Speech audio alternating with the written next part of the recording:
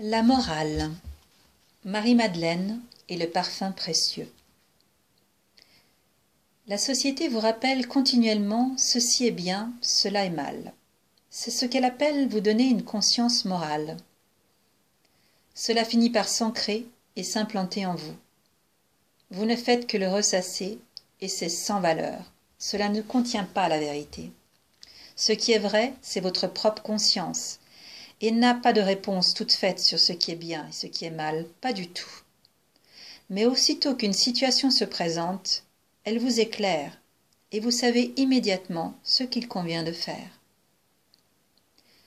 Jésus se rendit à la maison de Marie-Madeleine. Elle l'aimait profondément. Elle versa sur ses pieds un parfum très précieux, un flacon entier. Cette huile était très rare et aurait pu être vendue.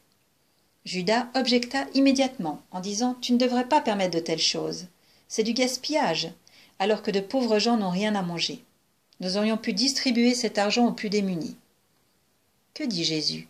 Il dit « Ne t'inquiète pas de cela. Les pauvres et les affamés seront toujours là, quand moi je n'y serai plus. Tu pourras toujours les servir, rien ne presse. Mais moi, je ne serai plus là. Prends en considération l'amour, et non la valeur du parfum. Vois l'amour de Marie, vois son cœur. Avec qui serez-vous d'accord?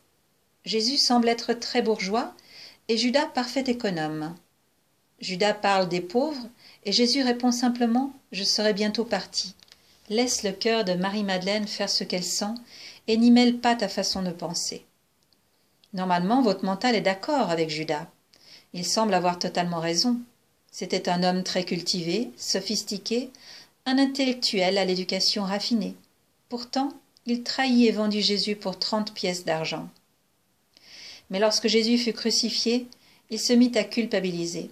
Et c'est ainsi qu'un homme bien fonctionne, en se sentant très coupable. Sa conscience se mit à le tourmenter. Il se suicida. C'était une bonne personne. Il avait une morale, des principes, mais il n'avait pas de conscience. Cette distinction doit être profondément ressentie. La conscience morale est empruntée, donnée par la société. Par contre, le fait d'être conscient, c'est votre réalisation. La société vous apprend ce qui est juste, ce qui ne l'est pas. Faites ceci et pas cela. Elle vous enseigne la moralité, un code, les règles du jeu.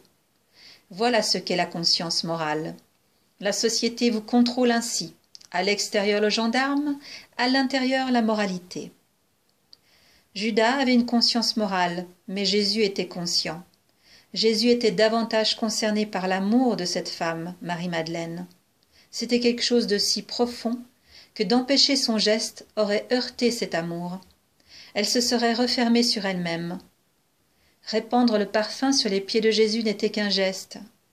Derrière cela, elle disait « C'est tout ce que j'ai de plus précieux. Verser de l'eau, ce ne serait pas assez, ce serait sans valeur. Je voudrais déverser mon cœur, déverser tout mon être. » Par contre, Judas était un homme qui, en voyant ce parfum, n'avait conscience que de son coût élevé. Il était complètement aveugle à cette femme, à son cœur. Le parfum est matériel, l'amour immatériel. Judas ne pouvait percevoir l'immatériel. Pour cela, il faut être conscient.